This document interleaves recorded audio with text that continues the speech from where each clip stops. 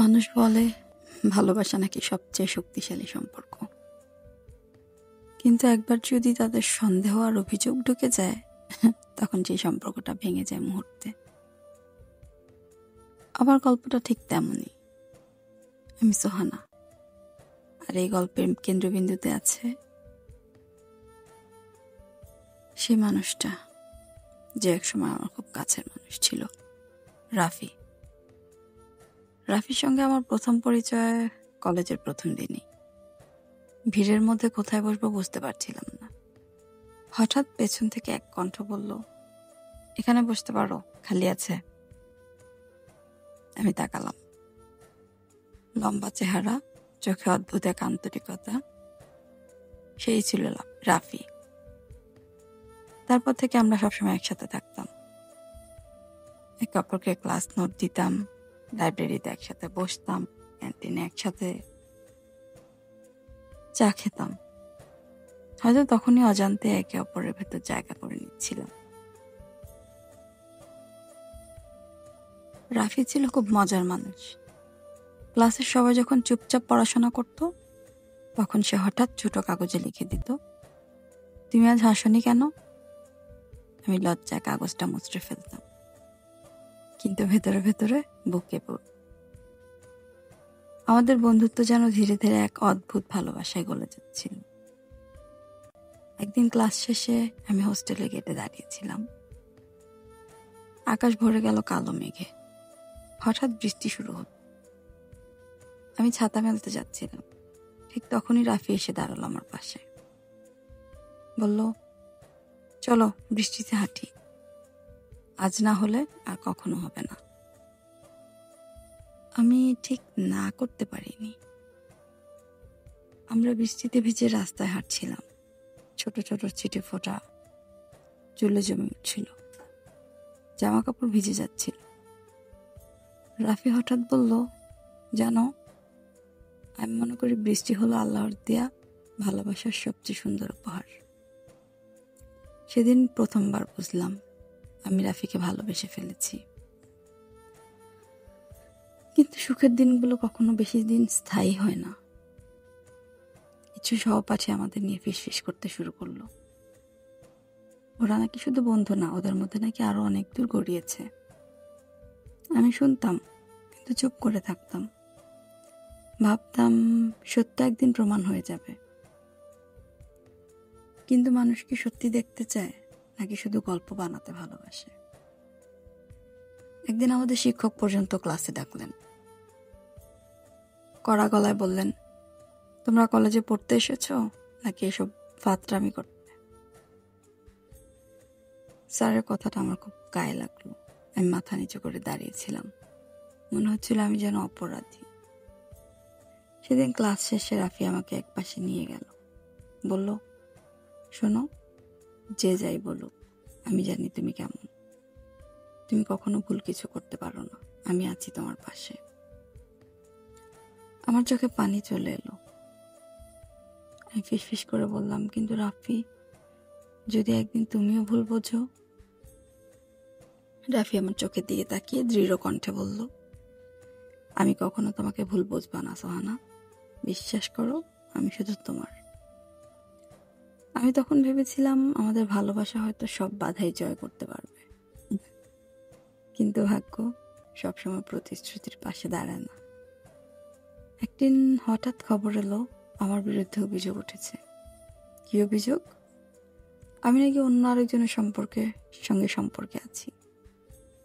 আমি স্তব্ধ হয়ে গিয়েছিলাম। এ কেমন অভিযোগ? কিন্তু সেদিন যেন পৃথিবীটা আমার পায়ের নিচ থেকে সরে গেল। কলেজের করিডোরে চারপাশে সবাই ফিসফিস করছিল। কেউ বলছিল একসাথে দুইজনের সাথেই চালাচ্ছে, কেউ ব্যঙ্গ করে হাসছিল।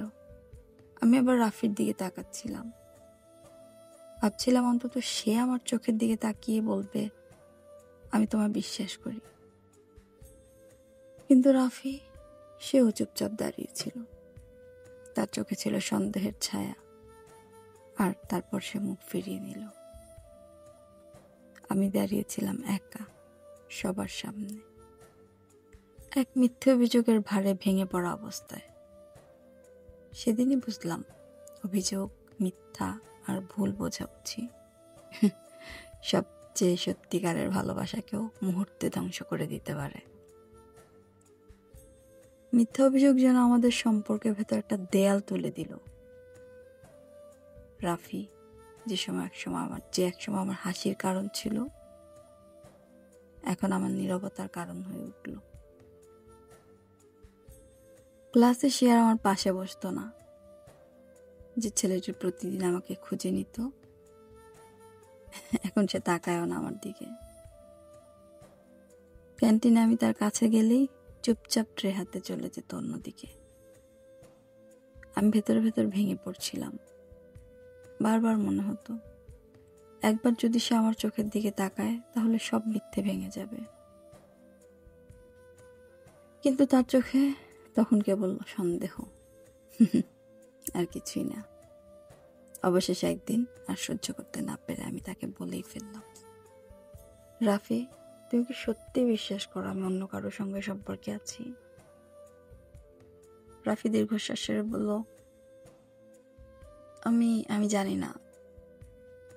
একদিকে আমার মন বলে তুমি নির্দোষ, কিন্তু সবাই তো একই কথা বলছে। আমি বিভ্রান্ত হয়ে যাচ্ছি সোহানা।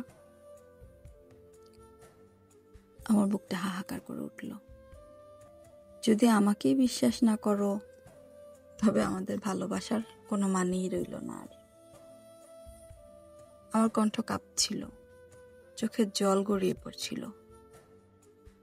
কিন্তু রাফি, সে কিছুই বলল না, চলে গেল ধীরে ধীরে। আমি তার পথের দিকে তাকিয়ে রইলাম। সেই থেকে প্রতিটি দিন আমার কাছে হয়ে উঠল এক যন্ত্রণা।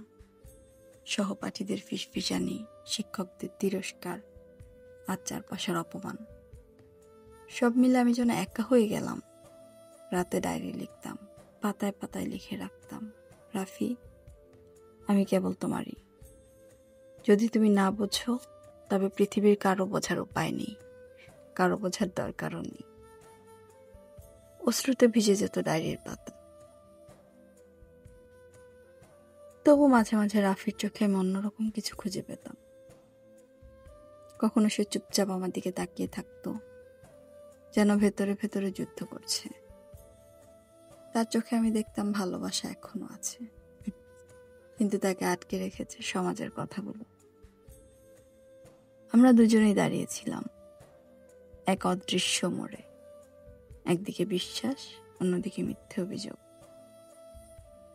আমি শুধু চাইতাম একদিন সে সাহস করে বলুক, সোহানা, আমি তোমাকে বিশ্বাস করি। কিন্তু সেদিন আসতে তখন অনেক দিন বাকি ছিল। দিনগুলো ধীরে ধীরে আমাদের সম্পর্কে আরো ক্ষয় ধরতে লাগলো। আমি যতই প্রমাণ দিতে চাই, ততই রাফি দূরে সরে যাচ্ছিল। একদিন সে সোজাসুজি বলেই দিল, সোহানা, আমি ক্লান্ত, আমি আর এই সম্পর্ক চালিয়ে যেতে পারছি না। হয়তো আমাদের ভালোবাসা ছিল এক সময়, কিন্তু এখন সব শেষ হয়ে গেছে। আমি যেন বজ্রাহতের মতো দাঁড়িয়ে রইলাম।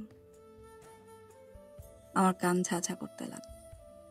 আমি বললাম, তাহলে তুমি আমাকে বিশ্বাস করো না, তাই না?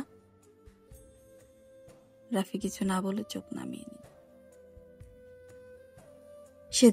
ঠিক সেদিন থেকে আমি বুঝে গেলাম, মিথ্যা অভিযোগ আমাদের প্রেমকে শেষ করে দিয়েছে। কিন্তু শেষ করলেও ভেতরে ভেতরে একটা অদৃশ্য দাগ রয়ে গেল। কলেজের করিডোরে আমরা একই পথে হেঁটেছি, কিন্তু আর একে অপরের দিকে তাকাইনি। আমি অনেকবার চেয়েছি চিৎকার করে বলতে, রাফি, আমি নির্দোষ, আমি শুধু তোমারই ছিলাম, কিন্তু কণ্ঠ গলাতে আটকে যেত। 2 বছর পর পুরনো এক বন্ধু হঠাৎই জানালো যে মিথ্যে অভিযোগ একসময় আমাদের আলাদা করেছিল, তা ছিল কিছু সহপাঠীর হিংসা আর ষড়যন্ত্র। সেদিন বুকের ভেতরটা ফেটে গিয়েছিল। মনে হচ্ছিল, যদি রাফি তখন আমার পাশে দাঁড়াতো, যদি কেবল বলতো সে আমাকে বিশ্বাস করে। তাহলে সব ঠিক হয়ে যেত। একদিন হঠাৎ রাফির সাথে দেখা হলো। সে দূর থেকে তাকিয়েছিল আমার দিকে, কিন্তু এগিয়ে আসেনি। আমি শুধু তার চোখে চেয়েছিলাম। একরাশ অপরাধবোধ আর অনেক অজানা কথা ছিল সেখানে। হয়তো তার ঠোঁটের কোণে ছিল সেই স্বীকারোক্তি, সোহানা, আমি তোমাকে ভুল বুঝেছিলাম। কিন্তু শব্দে তার আসেনি। আমরা দুজনই চুপ করে হেঁটে চলে গিয়েছিলাম নিজ নিজ পথে, নিজের নিজের অসমাপ্ত ভালোবাসা বুকে নিয়ে। ভালোবাসা ছিল, কিন্তু বিশ্বাস ছিল না। আর বিশ্বাস ছাড়া কোনো সম্পর্কই টেকে না। আমাদের চ্যানেলের গল্পগুলো আপনাদের ভালো লাগলে অবশ্যই লাইক, শেয়ার এবং কমেন্টস করবেন। আর অবশ্যই সাবস্ক্রাইব করতে ভুলবেন না। ধন্যবাদ।